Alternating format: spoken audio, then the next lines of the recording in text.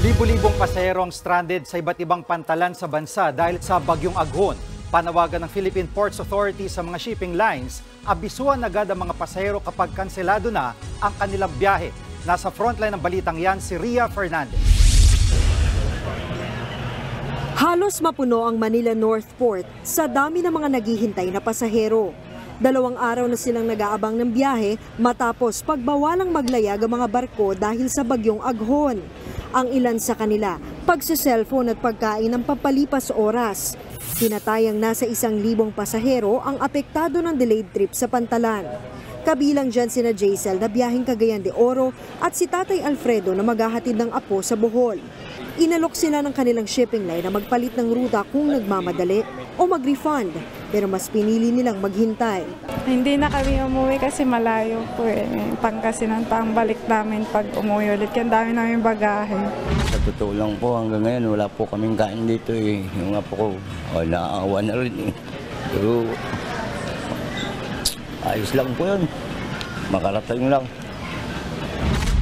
Ganito rin ang sitwasyon sa mga pantalan sa ilang probinsya gaya ng Batangas at Oriental Mindoro.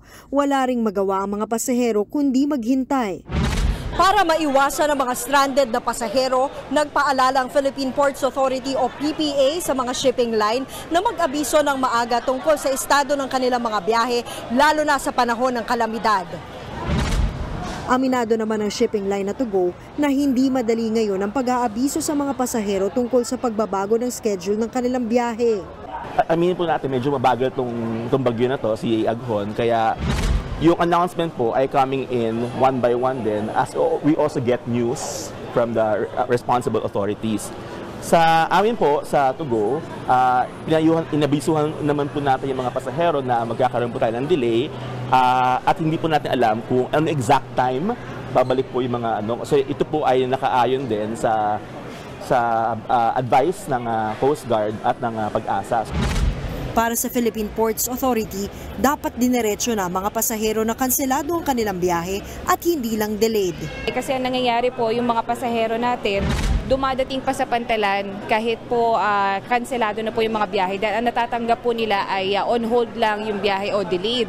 But nagbaba naman po ang Philippine Coast Guard ng no-sail zone policy. So ibig sabihin po noon wala talaga pong makakabiyahe.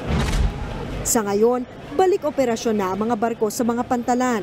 Sa Manila North Port, pasado 12:00 ng tanghali lumayag ang barkong babiyahing Davao to General Santos to Iloilo.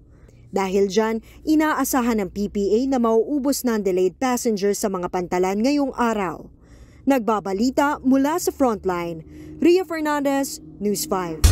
Mga kapatid, Jiggy Manikad po, iba na ang may alam at may pakialam sa panahon ngayon. Para sa konkreto, kumpleto at komprehensibong balitaan sa Frontline, mag-follow at mag-subscribe sa social media pages ng News 5.